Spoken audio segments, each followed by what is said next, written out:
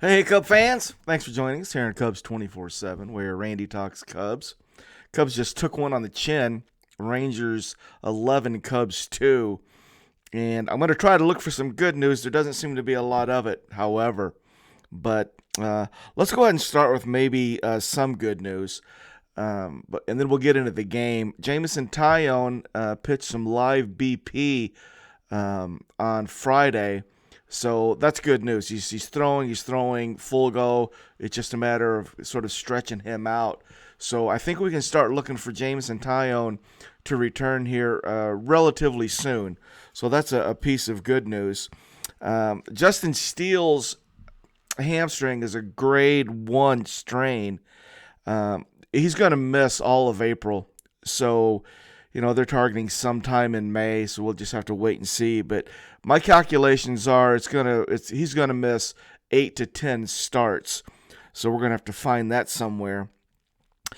Patrick Wisdom was taking live BP as well. So Jameson Taillon actually was throwing to Patrick Wisdom, doing some live batting practice on Friday. So Patrick Wisdom is also close. So Taillon and Wizzy are close, and I would expect, based on what we've seen so far, that Patrick Wisdom is going to find his way into the lineup relatively quickly. So let's go ahead and just talk about the game. And I guess where I want to start is before the series started, I had made mention that opening up with against the World Series champs, defending World Series champs on the road is going to be a test. We're going to get weighed and measured, and I've already seen enough to say we're just not even close to being as good as these Rangers are. This Ranger lineup with Semien and Seager and Carter and Garcia, Young, this rookie they've got, this Wyatt Langford is just unreal. Walsh and Heim and Tavares, they're just really, really good, and we're gonna have trouble getting them out, and we sure did today. So 11-2 is the final. There is a couple pieces of good news in this. I'll share it with you as we go. But lineup went like this: Nico Hoerner started at second base, leading off. Seiya was in right field, hitting second. Bellinger center field, hitting third. Christopher Morel at third base, hitting fourth. Dansby, shortstop, hitting fifth. Ian Happ was in left field in the sixth spot. Garrett Cooper got a start at DH, hitting seventh. Yan Gomes catching, hitting eighth. And Michael Busch again at first base, hitting ninth. We got the 2 runs. We scored both runs in the second inning.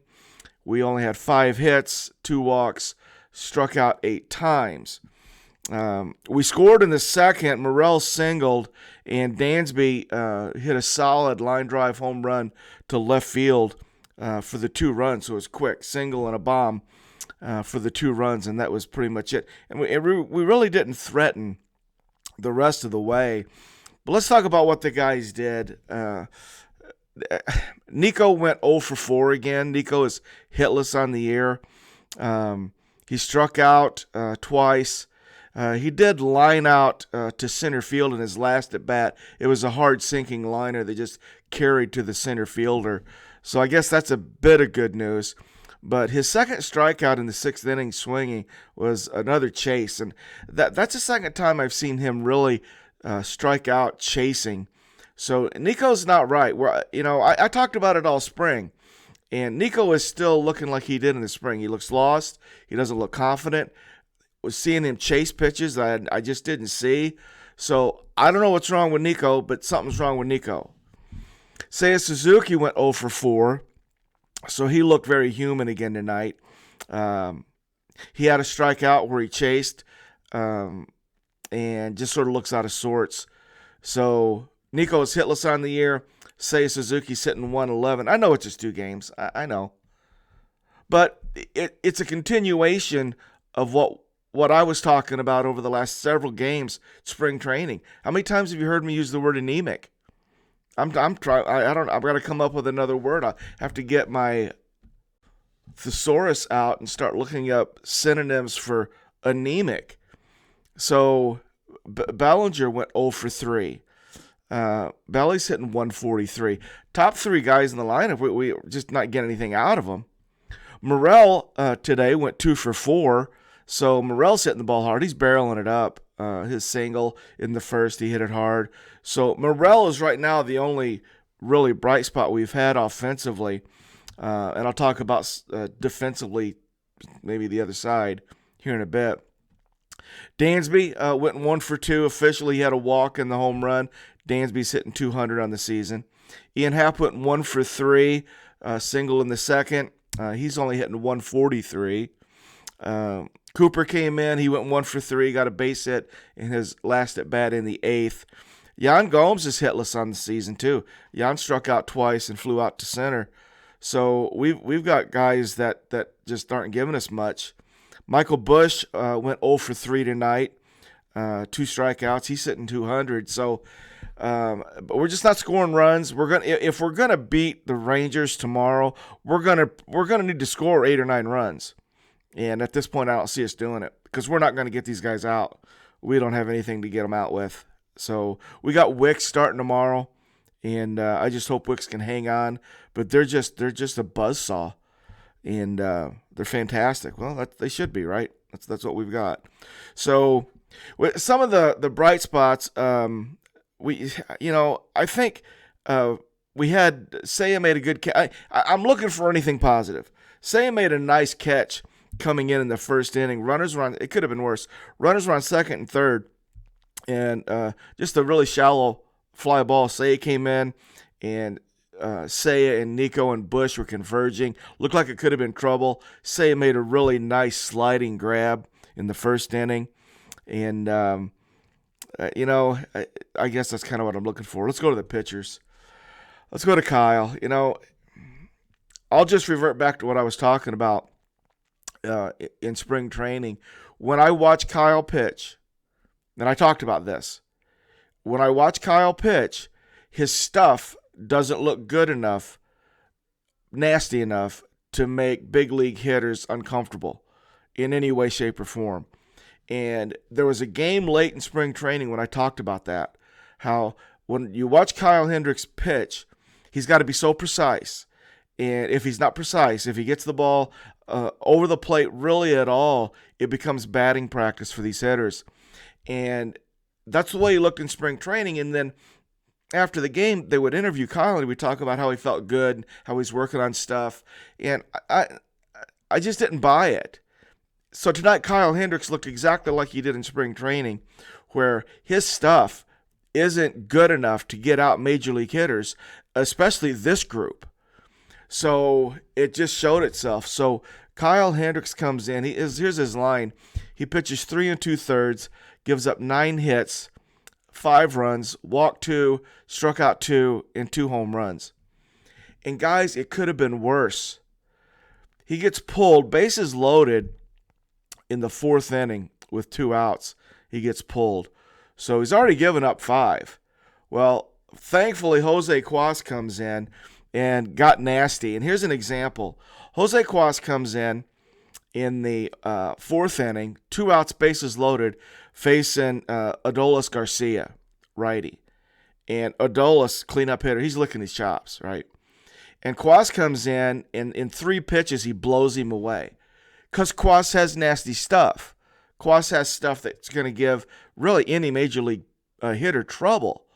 And he made Garcia chase this slide piece that probably good foot off the outside edge because it's nasty. If Cuas can command it and throw strikes, he's hard to hit. But it was such a very interesting comparison watching Kyle nibble and just trying to find any way to outsmart him and get him off balance. And then Cuas comes in, first guy who pitches, 3 strikes, and he handles Garcia. So Jose Cuas did really well. Cuas is the bright spot tonight. He pitched an inning and a third, struck out 2, looked really good. Luke Little came in and had a really good inning. Luke throwing that 98-mile-an-hour high fastball. It's got some arm side run on it. Luke looked really good. Gave up a hit, got out of it, had a strikeout. Ben Brown made his major league debut. So we know that Steele is on the injured list. So they brought up Ben Brown. I probably should have led with that, but I'm too upset to lead with the fact that we got Ben Brown. We were really all hyped about seeing Ben making his major league debut, and almost kind of unfair, put him in with this team on the road, defending World Series champs in a lineup that looks like they could repeat easily. So it didn't work out well. Ben, here's the line: 1 2/3 innings, gives up 5 hits, 6 runs, walked 2, had a wild pitch, struck out 1, and gave up a home run. And it was hard to watch. Couldn't get out of the 8th. They brought Yancey in. Yancey gave up a hit and then got the guy out. So Quas and Luke looked good. Those were the bright spots on the mound. I have officially lost all confidence in Kyle Hendricks' ability to get people out. I didn't see it in the spring, and I didn't see it tonight. And I don't know. We're down Steele. Now there's Kyle. Ben came in and just, I don't know. Wicks needs to show us something tomorrow. So Jordan Wicks' outing tomorrow, I think, is really critical. Try to stop the bleeding a little bit, and if we can get the game tomorrow, then I would salvage it. Because if you'd have asked me going into this series, I would have said, yeah, if we get 1, I'll be happy. There's a long way to go. We've got a rough schedule here in April. So if we can stop the bleeding somehow and figure out a way to play 500 ball in April, I'll be happy with it. But I need to get a win tomorrow. And looking for bright spots, there's Quas. It sort of looks like we're going to have issues in the rotation. Is kind of where I'm at. So, and if our lineup doesn't start hitting like immediately, it's going to get ugly. It went sideways tonight pretty good. And Christopher Morel had a couple of plays at third base that he didn't make that he could have and maybe should have made. So that was disappointing. So he continues to be a question mark defensively, and I'm not sure what the answer is other than I don't even know. I'm very upset about tonight. It went awry. 11-2. We're not hitting. We can't get anybody out. We're not making good defensive plays.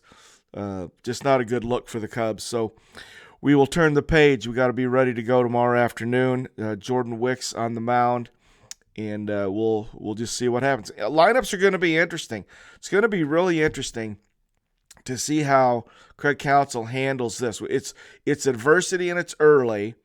And I understand that it's early. You're on the road. You're against the defending World Series champs. I get it. But at the same time, he's got some decisions to make. How's he going to adjust to this? It's going to be interesting to see what the lineup is tomorrow. So, guys, thanks for checking me out here on Cubs 24/7, where Randy talks Cubs. Hopefully we'll have better news tomorrow. Go Cubs, go.